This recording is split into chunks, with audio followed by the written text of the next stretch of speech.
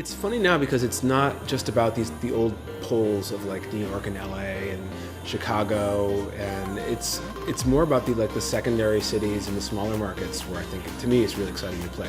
But the bulk of what I do beyond the festivals and things is playing clubs, and I think that's where the energy is, and that's where it's feeling really fresh and exciting right now.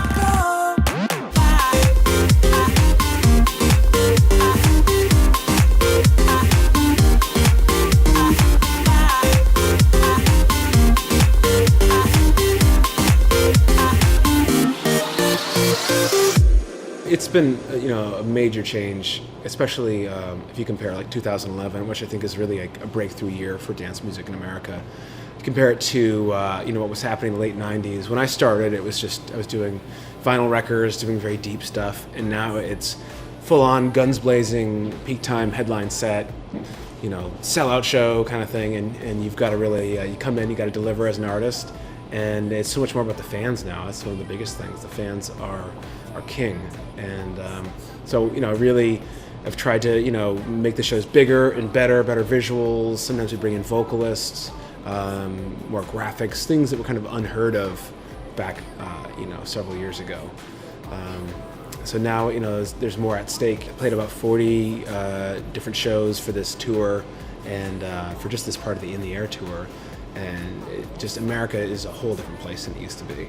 But I feel like it's always been worldly, and then kind of the last place to get on board with it was North America, which is really funny because we invented house music. So it's like we invented it, the Europeans perfected it, and now everybody else just wants to play here. It's a great rush, it's really fun. It's one of the reasons I wanted to do DJing. I originally started with radio DJing, doing mix shows, and it's just not quite the same. Like, it's fun to do that, but to meet the fans and see everybody get so excited about it, it's like probably one of the most rewarding things.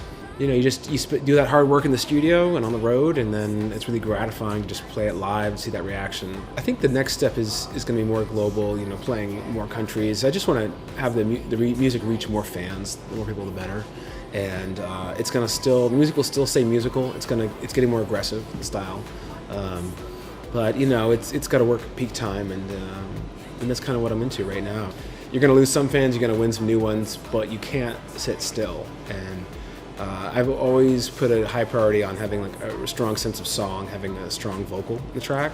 So it's hard for me to do an entirely instrumental song. I really like for it to be fulfilling, there needs to be a chord progression and a vocal, and then you can kind of wrap your baby up any way you want. Have it wear any colored jacket or any style jacket. It's sort of one metaphor for how you present your song. So I think it's cool. I mean, I try to make songs that are easily remixed and can be sort of updated, and they don't sound like, that was very 2007, that chord progression, But for stuff to work on the dance floor, sometimes it has to be a certain sound that's current.